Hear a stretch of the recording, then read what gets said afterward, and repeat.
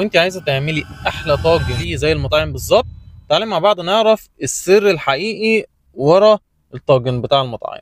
الطاجن الحلو مش بس في السمنه البلدي ولا في الطماطم، السر الحقيقي في توقيت التوابل.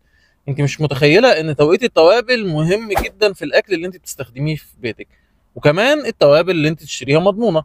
تعالوا مع بعض نبدا الفيديو، واعمل لنا لايك وشير، ويلا مع بعض نبدا.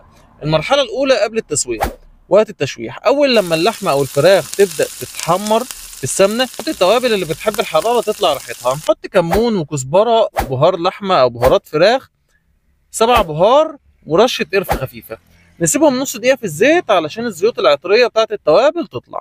عندنا المرحله الثانيه بعد نزول الصلصه او الخضار. دلوقتي نحط التوابل اللي بتحتاج تسويه طويله. هنحط فلفل اسود، بابريكا، كركم، جنزبيل خفيف، بيخلوا الطعم عميق ومتوازن بعد التسويه في الفرن.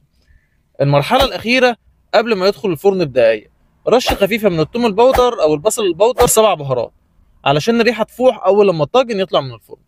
في النهايه جربي توابل الطنط من نوفا تريد، وصدقيني هتحس انك بتعملي طاجن من مطعم فاخر. اعملوا لنا لايك وشير، ولو عايزه الباقه كامله بتاعت التوابل بتاعت الطنطي هتلاقيها موجوده في البايو. دايما مع نوفا تريد، لان نوفا تريد فرق في كل حاجه.